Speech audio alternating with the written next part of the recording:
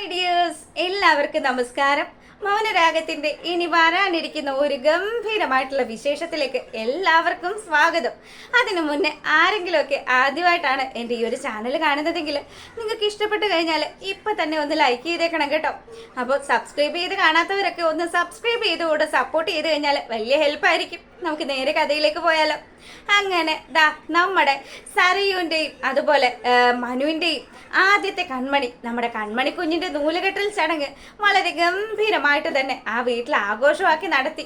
അതിനുശേഷമാണെങ്കിലോ ശാരി ചില കാര്യങ്ങളൊക്കെ തീരുമാനിക്കുക. ഇങ്ങനെ പോയി കഴിഞ്ഞാൽ ശരിയാവില്ല.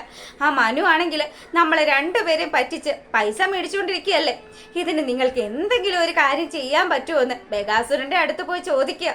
ബഗാസുരനാണെങ്കിലോ എല്ലാവരെയും കൊന്നു ശീലമുള്ള പുള്ളിക്കാരൻ ആ കുഞ്ഞിനൊരു കൊട്ടേഷൻ കൊടുത്താലോ എന്നുള്ള ചിന്ത മനസ്സിൽ കൊണ്ടുവരിക. അല്ല, നമുക്ക് അങ്ങനെയൊന്ന് ചെയ്താലോ? നിങ്ങൾ എന്താ മനുഷ്യ മഹാപാപം പറയുന്നത്? അതൊരു പിഞ്ചു കുഞ്ഞല്ലേ, അതെന്ത് തെറ്റ് ചെയ്തിട്ടാ? അതിന് എന്തിനാ കൊല്ലാൻ നോക്കുന്നത്? നമുക്കൊരു കാര്യം ചെയ്യാം, നമ്മുടെ മോളുടെ ജീവിതത്തിൽ അതൊരു തടസ്സമാകാത്ത രീതിയിൽ അതിനെ അങ്ങ് ഒഴിവാക്കാം. കൊല്ലുമൊന്നും വേണ്ട, ഒരു ജീവനല്ലേ എന്നൊക്കെ ശാരി പറയുക. ആ നോക്കട്ടെ, എന്തെങ്കിലും ചെയ്യണം. അല്ലെങ്കിൽ ഇപ്പൊ നിൽക്കുന്ന ഈ മനോഹരനുണ്ടല്ലോ, ഒരു ദിവസം അവൻ ഇവിടുന്ന് മുങ്ങും. പോയതിന് ശേഷം നമ്മുടെ മോള് കിടന്ന് ചക്രശ്വാസം വലിക്കും, അതും ഈ കുഞ്ഞുമായിട്ട്. ഈ കുഞ്ഞ് ആ വൃത്തികെട്ടവന്റെ കുഞ്ഞാണല്ലോ. അതുകൊണ്ട് തന്നെ എത്രയും പെട്ടെന്ന് മകളുടെ ജീവിതത്തിൽ നിന്നും ആ കൺമണി എന്ന് പറയുന്ന പൊന്നോമനെ പറിച്ചെറിയാനുള്ള ചില തീരുമാനങ്ങൾ ഇവർ രണ്ടുപേരും കൂടി എടുത്തു. അങ്ങനെ നമ്മുടെ ബഗാസുരൻ പിറ്റേ ദിവസം രാവിലെ തന്നെ പുള്ളിക്കാരന് പരിചയമുള്ള ചില ആൾക്കാരെയൊക്കെ ചെന്ന് കാണുക. എന്തേ, എനിക്കൊരു ഹെൽപ്പ് ചെയ്യണം. ഒരു നല്ല ഒന്നാന്തരം ഒരു കുഞ്ഞ്, ആ കുഞ്ഞിനെ എത്രയും പെട്ടെന്ന് ഒന്ന് ഒഴിവാക്കി കിട്ടണം. അപ്പം അവർക്ക് അടുത്ത് ബന്ധമുള്ള ചില ഭിക്ഷാടന മാഫിയകളുടെ അടുത്തേക്ക് ബഗാസുരനെ വിടുകയാണ്. അവിടെ നിന്നും ഒരു പിച്ചക്കാരനെ പുള്ളിക്കാരൻ കണ്ടെത്തി. ഇതേ ഇയാള് എല്ലാ കാര്യങ്ങളും നല്ല വെടിപ്പായിട്ട് ചെയ്തോളും. സാറ് പറഞ്ഞതുപോലെ തന്നെ ആ കുഞ്ഞിനെ സാറിന് മോളുടെ ജീവിതത്തിൽ നിന്ന് ഒഴിവാക്കി തന്നോളും. വേറെ പ്രശ്നമൊന്നുമില്ല. പിന്നെ കൊച്ചിനെ ചോദിച്ചുകൊണ്ട് ഇനി ഞങ്ങളെ അന്വേഷിച്ചൊന്നും വന്നേക്കരുത്. കൊച്ചു ചിലപ്പോൾ കൈയില്ലാതെയോ കാലില്ലാതെയോ ഒക്കെ ആയിരിക്കും നിൽക്കുന്നത്. അതുകൊണ്ട് ഇനി കുഞ്ഞിന്റെ കാര്യങ്ങളൊന്നും ചോദിച്ചേക്കരുത്. ഇത് ഇവിടെ വെച്ച് ഈ ഡീലങ്ങ് അവസാനിപ്പിച്ചേക്കണമെന്ന് കൂടി ആ ഇടനിലക്കാരൻ പറയുക. ബഗാസുരൻ എല്ലാ കാര്യങ്ങൾക്കും സമ്മതം മൂളി. അതിനുശേഷമാണെങ്കിലും എന്നാണ് സൗകര്യം എന്ന് വെച്ചാൽ എൻ്റെ മോളും മരുമോനും വീട്ടിലില്ലാത്ത സമയം ഞാൻ പറയാം. അപ്പം ഇയാളെ ഒന്ന് വിടാൻ പറഞ്ഞു. അങ്ങനെ ആ കാര്യം ഇവറ്റകളെല്ലാം കൂടി ഡീലാക്കി. അതിനുശേഷം വളരെ സന്തോഷവാനായിട്ട് നമ്മുടെ ബഗാസുരൻ വീട്ടിലേക്ക് വരിക. പുള്ളിക്കാരൻ വന്നതും ശാരിയോട് ഈ കാര്യങ്ങളൊക്കെ പറഞ്ഞു. ശാരി, നമ്മൾ ആഗ്രഹിക്കുന്ന പോലെ തന്നെ നമ്മുടെ മോളുടെ ജീവിതത്തിൽ നിന്ന് ആ കുഞ്ഞിനെ പറിച്ചെറിയാൻ പറ്റുന്ന ഒരു ബുദ്ധി കിട്ടിയിട്ടുണ്ട്. ഒരാളെ നമുക്ക് കിട്ടിയിട്ടുണ്ട്. അയാൾ എന്നാണെന്ന് വെച്ച് ഇങ്ങോട്ട് വരും. വരുന്ന ദിവസം എന്നോട് വിളിച്ചിട്ടേ വരുള്ളൂ. അപ്പം നീ എല്ലാ കാര്യങ്ങളും ശ്രദ്ധയോടുകൂടി ചെയ്തേക്കണം. കുഞ്ഞിനെ അവന് കൈമാറേണ്ട ഉത്തരവാദിത്വം നിനക്കാണെന്ന് കൂടി പറഞ്ഞു. ശാരിയാണെങ്കിലും ആയിക്കോട്ടെ, എപ്പോഴാന്ന് വെച്ചാൽ പറഞ്ഞാൽ മതി. ആ കൊച്ച്, അതിനെ എനിക്കിപ്പോൾ സ്നേഹിക്കാൻ പോലും തോന്നുന്നില്ല. അത്രയ്ക്കും ആ കൊച്ചിനെ ഞാനിപ്പോൾ വെറുത്തു പോയി.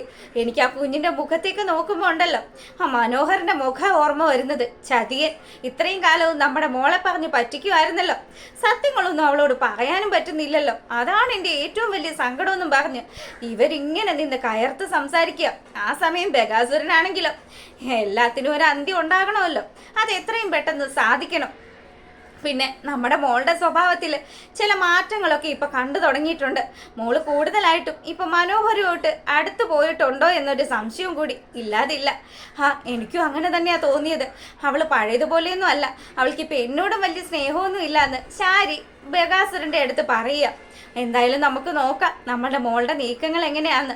ഒരുപക്ഷെ അവൾ അവനുമായിട്ട് ഇവിടുന്ന് അമേരിക്കയിലേക്ക് പോകുമോ എങ്ങനെയാണെന്നൊന്നും അറിയത്തില്ലല്ലോ. എൻ്റെ പൊന്നു ശാരി, അവൻ അവളെയും കൊണ്ട് അമേരിക്കയിലേക്കൊന്നും പോവില്ല. ആ ലോക്കറിലിരിക്കുന്ന സ്വർണത്തിലാണ് ആ കൊതിയൻ്റെ കണ്ണ്. അവൻ ആ സ്വർണം അടിച്ചു മാറ്റിക്കഴിഞ്ഞാൽ ആ സെക്കൻഡിൽ അവൻ ഈ നാട് വിടും. എനിക്കും അങ്ങനെ തോന്നാതിരുന്നില്ല. ഇനി എന്തൊക്കെയാ വരാൻ പോകുന്നത് ഈശ്വരന് മാത്രം അറിയാന്നൊക്കെ പറഞ്ഞ് ശാരി സങ്കടപ്പെട്ട് നിൽക്കുക.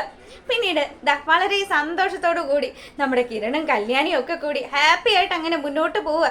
അപ്പം അവരുടെ കുഞ്ഞിൻ്റെ ആ ഫംഗ്ഷനും ഒക്കെ നമ്മുടെ രൂപയും അതുപോലെ സേനനും ഒക്കെ നല്ല സന്തോഷത്തിൽ വന്ന് പങ്കെടുത്തല്ലോ. ആ കാര്യങ്ങളൊക്കെ ഇവരിങ്ങനെ സംസാരിക്കുക. ഇനി സരയു എന്നാണാവോ മനോഹരനൊരു ചതിയനാണെന്നുള്ള കാര്യം മനസ്സിലാക്കുന്നത്.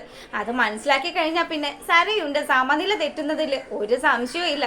സരയുവിൻ്റെ ക്യാരക്ടർ വെച്ച് നോക്കുകയാണെങ്കിൽ അവളൊരു മുഴുവൻ ഭ്രാന്തി ആവാനുള്ള സാധ്യതയൊക്കെ ഉണ്ടെന്ന് കിരൺ ഇങ്ങനെ കല്യാണിയോട് പറയുക. കല്യാണിയാണെങ്കിലോ ഒരുപാട് പാപങ്ങൾ ചെയ്തു കൂട്ടിയതാണല്ലോ അച്ഛനും അമ്മയും. അപ്പം അതിൻ്റെ ഫലങ്ങൾ ചിലപ്പോൾ മക്കൾ അനുഭവിക്കേണ്ടി വരും.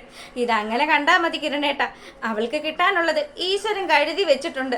നമ്മുടെ കുഞ്ഞിനെ കൊല്ലാനായിട്ട് ഒരു ദിവസം അവൾ വന്നത് കിരണേട്ടൻ ഓർക്കുന്നുണ്ടോ എന്ന് ചോദിക്കുക. ഉണ്ട് കല്യാണി, നീ ആദ്യമായിട്ട് സംസാരിച്ചത് അങ്ങനെയല്ലേ? അതെ, അതും ഞാൻ മറന്നിട്ടില്ല. എന്തായാലും അവളുടെ കുഞ്ഞിനെ അവൾ സൂക്ഷിച്ചാൽ അവൾക്ക് നല്ലതായിരിക്കും. അങ്കിളും ആൻറ്റി ഇപ്പോൾ ഇടഞ്ഞിരിക്കുന്ന സിറ്റുവേഷനിൽ ആ കുഞ്ഞിനെ കൊല്ലാൻ പോരും അവർ മടി കാണിക്കില്ല. അങ്ങനെ ഇവരുടെ ഈ സംസാരമൊക്കെ ഇവിടെ നടക്കുമ്പോഴാണെങ്കിലോ നമ്മളെ കാണിക്കാൻ പോകുന്നത് നമ്മുടെ സരയു താരയുടെ മകളാണ് എന്നുള്ള ചില സത്യങ്ങൾ അത് സരയു തന്നെ കണ്ടെത്തുന്ന രീതിയിലേക്ക് കാര്യങ്ങളൊക്കെ വഴിതിരിച്ചു പോവുകയാണ്. എന്തായാലും നമ്മുടെ ബകാസുരന്റെയും ശാരിയുടെയും ചില സംസാരങ്ങളൊക്കെ മറഞ്ഞു നിന്ന് കേൾക്കുക സരയു. അപ്പം അച്ഛനും അമ്മയും താൻ വിചാരിക്കുന്നത് പോലെ വട്ടുള്ളവരൊന്നും അല്ല. പിന്നെ എന്തിനു വേണ്ടിയിട്ടാ ഇവര് തന്നിൽ നിന്ന് ചില കാര്യങ്ങൾ മറച്ചു പിടിക്കുന്നതെന്നൊരു സംശയം സരയുന് വരിക. അങ്ങനെ സരയു ആണെങ്കിലോ ഈ താര എന്ന് പറയുന്ന സ്ത്രീ ഇടയ്ക്കിടയ്ക്ക് തൻ്റെ വീട്ടിലേക്കും കടന്നു വരുന്നുണ്ട്. മോളെ പോലെ തന്നെയാണ് തന്നോട് സംസാരിക്കുന്നത്. അങ്ങനെയാണെങ്കിൽ ഇനി ഞാനെങ്ങാനും ആ സ്ത്രീയുടെ മോളാണോ എന്നുള്ളൊരു സംശയം സരയുൻ്റെ മനസ്സിൽ ഉടലെടുത്തു. അങ്ങനെ സരയു നേരെ പോവാ തൻ്റെ ഒരു ഫ്രണ്ടിൻ്റെ അടുത്തേക്ക്. അവളുടെ അടുത്ത് ചെന്നതും അവളോട് ഈ കാര്യങ്ങളൊക്കെ പറഞ്ഞു. തനിക്കാണ് സംഭവം എന്നുള്ളത് മാത്രം സരയു പറയുന്നില്ല. അതിനുശേഷം പുള്ളിക്കാർ പറഞ്ഞു, അതെ എൻ്റെ ഒരു ഫ്രണ്ടിന് വേണ്ടിയിട്ടാടി, നീ എന്നെ ഹെൽപ്പ് ചെയ്യുമോ എന്ന് ചോദിച്ചു. അതിനെന്താ സരയു, നീ എൻ്റെ ചങ്കല്ലേ, നിനക്ക് വേണ്ടി ഒരു സഹായം ചെയ്യുന്നില്ല, എനിക്കെന്താ തടസ്സമെന്നും പറഞ്ഞ് ഈ നമ്മുടെ സരയു DNA ടെസ്റ്റ് ചെയ്യാൻ വേണ്ടിയിട്ട് കൊടുക്കുന്ന സാധനങ്ങൾ മുഴുവനും ആ മാഡം വാങ്ങിച്ചു വെച്ചു. അതിനുശേഷം റിസൾട്ട് എന്താണെന്ന് വെച്ചാൽ നീ എന്നെ വിളിച്ച് പറയണമെന്ന് പറഞ്ഞു. ഞാൻ അറിയിച്ചോളാന്നും പറഞ്ഞ് ആ ഡോക്ടർ അവിടെ നിന്ന് പോവുക. പിന്നീട് 2-3 ദിവസങ്ങൾക്ക് ശേഷം ആ ഡോക്ടറിന്റെ കോള് വരിക. സരയു ആണെങ്കിൽ റിസൾട്ട് എന്തായെന്ന് അറിയാതെ വെപ്രാളത്തോടു കൂടി നിൽക്കുമ്പോൾ, എടി നീ ഒന്ന് വന്നേ, എനിക്ക് നിന്നെ കാണാനുണ്ട്, ചില കാര്യങ്ങൾ നിന്നോട് സംസാരിക്കാനുണ്ട്, നീ വരുമോ എന്ന് ചോദിക്കുക. എടി ഞാൻ ഇപ്പം എത്താമെന്നും പറഞ്ഞ് കുഞ്ഞിനെതാ നമ്മുടെ ശാരിയുടെ കയ്യിൽ ഏൽപ്പിച്ചിട്ട് സരയു പോവുക. ഈ സമയമാണെങ്കിലോ നമ്മുടെ താര കുഞ്ഞിനെ കാണാൻ വേണ്ടിയിട്ട് ആ വീട്ടിലേക്ക് വരിക. താര വന്നതും ശാരിയാണെങ്കിൽ എൻ്റെ പൊന്ന് താരെ, എൻ്റെ മോൾ ഇപ്പോൾ ഇവിടെ നിന്ന് ഇറങ്ങിയതേ ഉള്ളൂ, ഇനി അവളെങ്ങാനും തിരിച്ചു വരുന്ന സമയമാണെങ്കിൽ പിന്നെ തീർന്നു, പെട്ടെന്ന് കുഞ്ഞിനെ കണ്ടിട്ട് പോയിക്കോണമെന്ന് പറഞ്ഞ് ആ കുഞ്ഞിനെ നമ്മുടെ താരയുടെ കയ്യിലേക്ക് കൊടുത്തു. താര ആ കുഞ്ഞിനെ കൊഞ്ചിച്ച് വളരെ സന്തോഷത്തിൽ നിൽക്കുക. അതിനുശേഷം ഇനി മതി, അവളെങ്ങാനും എപ്പോൾ വരുമെന്ന് പറയാൻ പറ്റത്തില്ല, അവൾ വന്നു കഴിഞ്ഞാൽ പിന്നെ തീർന്നു, കൊച്ചിനെ ഇങ്ങ് തന്നിട്ട് നീ വേഗം സ്ഥലം വിട്ടോന്ന് പറഞ്ഞു. മനസ്സില്ലാ മനസ്സോടു കൂടിയാണെങ്കിലും താര അവിടുന്ന് കുഞ്ഞിനെ നിറകണ്ണുകളോടുകൂടി നോക്കി അവിടുന്ന് മടങ്ങിപ്പോവുക. ഈ സമയം ഡോക്ടറിന്റെ അടുത്തെത്തി നമ്മുടെ സരയു ഡോക്ടറിനോട് കാര്യങ്ങളൊക്കെ ചോദിച്ചു. എന്തായി ഡോക്ടറെ, റിസൾട്ട് എന്താണ്? റിസൾട്ട് അത് പറയാൻ തന്നെയാണ് നിന്നെ ഞാൻ വിളിച്ചത്. എടി നീ തന്ന ആ മുടിനാരുകൾ രണ്ടും ഒരു വ്യക്തിയുടേതല്ല എന്നുള്ള കാര്യം പറയുക. എന്താ പറയുന്നത്? അതായത് ആ അമ്മയും മോളും സ്വന്തം മകളും അമ്മയും അല്ല എന്നാ ഞാൻ പറഞ്ഞത്. നിന്റെ കൂട്ടുകാരിയുടെ അമ്മയാണെന്നല്ലേ പറഞ്ഞത്. എന്തായാലും അവരുടെ മോളല്ലടി അവള്. ആ കാര്യം നീ ഇനി എങ്ങനെ അവളെ പറഞ്ഞ് ധരിപ്പിക്കുന്നത്? ഇതൊക്കെ കേട്ട് കഴിഞ്ഞ് ചങ്ക് തകർന്ന് നിൽക്കുകയാണ് നമ്മുടെ സരയുവിന് നല്ല വിഷമമായി. താൻ ഇത്രയും കാലവും അമ്മയെന്ന് വിളിച്ച് സ്നേഹിച്ച് നിന്നിരുന്ന തൻ്റെ അമ്മ അത് തൻ്റെ അമ്മ അല്ല എന്നൊക്കെ അറിയുന്ന സമയത്ത് സരയുടെ സമനില തെറ്റുക. എന്താ ഇനി ഞാൻ ചെയ്യുക? ഞാൻ ആ സ്ത്രീയുടെ മകളാണോ ആ താരയുടെ? അവരെ ഞാൻ എന്തൊക്കെയാ ദൈവമേ ചെയ്ത് കൂട്ടിയത് എന്നൊക്കെ ആലോചിച്ച് സരയുവിൻ്റെ ആ ഒരു മൈൻഡ് തന്നെ വല്ലാണ്ടാകുക. സരയു കൂട്ടുകാരിയോട് യാത്രയും പറഞ്ഞ് അവിടെ നിന്ന് നേരെ പോവുക വീട്ടിലേക്ക്.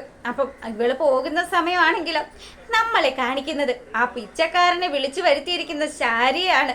പിച്ചക്കാരൻ വീട്ടിലേക്ക് വന്നു. മേഡം ഇവിടെ ആരും ഇല്ലല്ലോ അല്ലേ? ആരും ഇല്ലടോ, ഇങ്ങോട്ട് വാ, കുഞ്ഞ് നല്ല ഉറക്കമാണ്, ഇന്നാ പിടിച്ചോന്നും പറഞ്ഞ് ആ കൊച്ചിനെ എടുത്ത് ആ പിച്ചക്കാരൻ്റെ കയ്യിലേക്ക് കൊടുത്തു. അതിനുശേഷമാണെങ്കിലോ നമ്മുടെ സരയു ആ വീട്ടിലേക്ക് എത്തിയത്. പിച്ചക്കാരന്റെ കയ്യിൽ തന്റെ അമ്മ ഈ കുഞ്ഞിനെ കൊടുത്ത് നിൽക്കുന്ന കാഴ്ച കണ്ടുകൊണ്ട് വരുന്ന സരയുന് നല്ല ദേഷ്യമാകാണ്. എന്താ അമ്മ ഈ കാണിക്കുന്നതെന്ന് ചോദിച്ച് അവള് വേഗം ചെന്നിട്ട് ആ കുഞ്ഞിനെ ഇങ്ങനെ തട്ടിപ്പറിച്ച് അതിനെ കെട്ടി ഇങ്ങനെ പിടിക്കുക. അതിനുശേഷം ആ പിച്ചക്കാരനെ ഇങ്ങ് പിടിച്ച്, ഈ സമയമാണെങ്കിൽ പിച്ചക്കാരൻ നമ്മുടെ സരയുന്റെ കയ്യിൽ നിന്ന് രക്ഷപ്പെട്ടു. പുള്ളിക്കാരൻ ജീവനും കൊണ്ട് ഓടുക. ശാരിയാണെങ്കിലോ, എൻ്റെ പൊന്നുമോളെ എനിക്ക് അറിയാൻ പാടില്ല, ഞാൻ ഇതാ കുഞ്ഞിനെ ഇവിടെ കിടത്തിയിരിക്കുമായിരുന്നു, ഞാൻ അടുക്കളയിലേക്ക് പോയതാ മോളെ. തിരികെ വന്നപ്പോൾ കാണുന്നത് ആ പിച്ചക്കാരൻ ഈ കുഞ്ഞിനെ എടുത്തുകൊണ്ട് ഓടാൻ പോകുന്ന കാഴ്ചയാ. നിങ്ങളേക്കാണോ ഞാൻ എൻ്റെ കുഞ്ഞിനെ ഏൽപ്പിച്ചിട്ട് പോയെന്നും പറഞ്ഞ് സരയു ദേഷ്യപ്പെട്ട് ശാരിയുടെ അടുത്ത് നിന്നും മുഖം തിരിച്ച് ആ കുഞ്ഞിനെയും കൂട്ടി അവളുടെ റൂമിലേക്ക് പോവുക.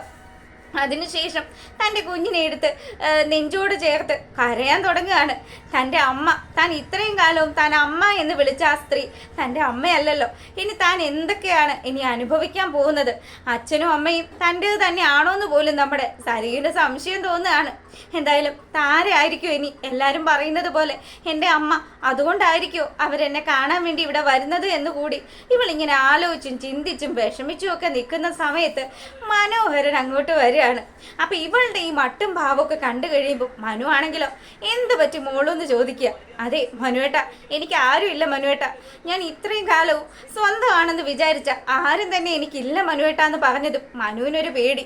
ഇനി എന്തെങ്കിലുമൊക്കെ ഇവൾ അറിഞ്ഞിട്ടാണ്, ദൈവമേ, ഇനി ഞാനെങ്ങാനും ലോകം മുഴുവൻ പെണ്ണ് കെട്ടി നടക്കുന്ന വിവരമെങ്ങാനും ഇവൾ അറിഞ്ഞോ, തള്ളയും തന്തയും കൂടി എന്നെ ചതിച്ചു എന്നൊക്കെ ഒരു നിമിഷം കൊണ്ട് നമ്മുടെ മനു ആലോചിച്ചു. പക്ഷേ സരയു ആണെങ്കിലും പറഞ്ഞു വരുന്ന കാര്യങ്ങൾ കേട്ടതും, ഇത്രയും കാലവും ഞാൻ മനുവേട്ടനോട് ഒരു കാര്യം മറച്ചു വെച്ചിരിക്കുകയായിരുന്നു. എൻ്റെ ഉള്ളിൽ ചില സംശയങ്ങളൊക്കെ ഉണ്ടായിരുന്നു മനുവേട്ട. ആ താര എന്ന് പറയുന്ന സ്ത്രീ എന്നെ മോളാണെന്നൊക്കെ പറഞ്ഞ് ഈ വീട്ടിൽ കയറി വരുമായിരുന്നല്ലോ. ആ സമയം ഞാനും എൻ്റെ അമ്മയും ഒക്കെ അവരെ എത്രമാത്രം ഉപദ്രവിച്ചിട്ടുണ്ട്. അന്നൊക്കെ എൻ്റെ അമ്മ എൻ്റെ ഒപ്പം നിന്ന് അവരെ തല്ലാനും ആട്ടി ഓടിക്കാനും ഒക്കെ മുൻപന്തിയിലായിരുന്നു. പക്ഷെ അതിനുശേഷം അമ്മയുടെ സ്വഭാവത്തിലൊക്കെ നേരിയ മാറ്റം വന്നു തുടങ്ങി. ഇപ്പം താരയോട് നല്ല സ്നേഹം എൻ്റെ അമ്മയ്ക്ക്. അമ്മ താരയെ ഭയപ്പെടുന്നത് പോലെയൊക്കെ എനിക്ക് തോന്നുന്നുണ്ട്. അമ്മ താരയെ മാത്രമല്ല മനുവേട്ട, കിരണിനെയും കല്യാണിയും ഒക്കെ ഭയപ്പെടുന്നുണ്ട്. ഇതിനൊക്കെ പിന്നിൽ എന്തോ ചില രഹസ്യങ്ങളൊക്കെ ഉണ്ട്. അങ്ങനെ ഞാൻ ആ രഹസ്യം കണ്ടെത്തി മനുവേട്ട. മോള് നീ എന്ത് രഹസ്യം കണ്ടെത്തിയ കാര്യം പറയുന്നത്? മനുവേട്ട, ഞാൻ കണ്ടെത്തി, ഞാൻ എൻ്റെ ശാരിയമ്മയുടെ മോളല്ല എന്നുള്ള രഹസ്യം. നീ അത് കണ്ടെത്തിയോ? അപ്പൊ ഇതൊക്കെ കേട്ട് കഴിയുമ്പോൾ മനുവേട്ടൻ ഇതൊക്കെ നേരത്തെ അറിയാമോന്ന് നമ്മുടെ സരയു ചോദിക്കുക. മോള് വിഷമം ആവണ്ടെന്ന് വിചാരിച്ചിട്ടാ ഞാൻ ഈ സത്യങ്ങൾ മോളോട് പറയാതിരുന്നത്. അന്ന് താര ആൻറ്റിക്ക് അപകടം സംഭവിച്ചത് മോളുടെ അമ്മ ചെയ്ത ഒരു ക്രൂരതയായിരുന്നു എന്ന് പറഞ്ഞു. എന്തൊക്കെയാ മനുവേട്ട ഇവിടെ സംഭവിക്കുന്നത്? അതെ മോളെ കാണാൻ വേണ്ടിയിട്ടാ അന്ന് താര ആൻറ്റി ഈ വീട്ടിൽ വന്നത്. അന്നത്തെ ദിവസം മോളുടെ അമ്മ ആ സ്ത്രീയുടെ തലക്കടിച്ച് വീഴ്ത്തി.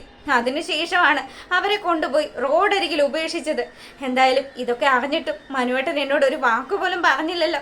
എൻ്റെ മോള് കരയുന്നതും സങ്കടപ്പെടുന്നതും ഒന്നും എനിക്ക് ഇഷ്ടമല്ല. അതുകൊണ്ടാണ് മോളോട് ഞാൻ ഒന്നും പറയാതിരുന്നെന്നും പറഞ്ഞ് മനോഹരൻ നമ്മുടെ സരയുനെ മനോഹരമായിട്ട് പറ്റിക്കുകയാണ്.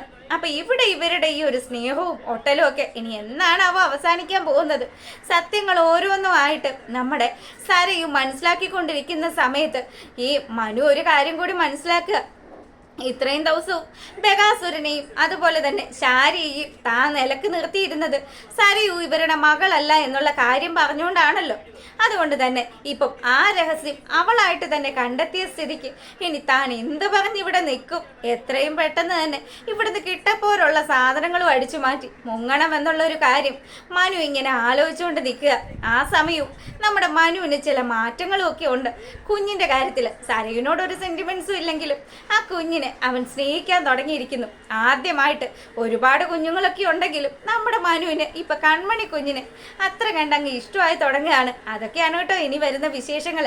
ഈ സമയം കോടതിയിലെത്തുന്ന പ്രകാശന് നല്ല ഗംഭീര തിരിച്ചടി കൊടുക്കാൻ ലക്ഷ്മിയമ്മ വരുന്നതും ഒക്കെ ഉണ്ട്. അത് നമ്മൾ കഴിഞ്ഞ ദിവസം പ്രമോ വിശേഷത്തിൽ ഇട്ടിട്ടുണ്ടായിരുന്നു. കാണാത്ത കൂട്ടുകാരൊക്കെ കയറി കാണുക. ഇഷ്ടമായിട്ടുണ്ടെങ്കിൽ ഒന്ന് ലൈക്ക് ചെയ്യാൻ മറക്കരുത്. അപ്പോൾ ഓക്കെ, ബൈ.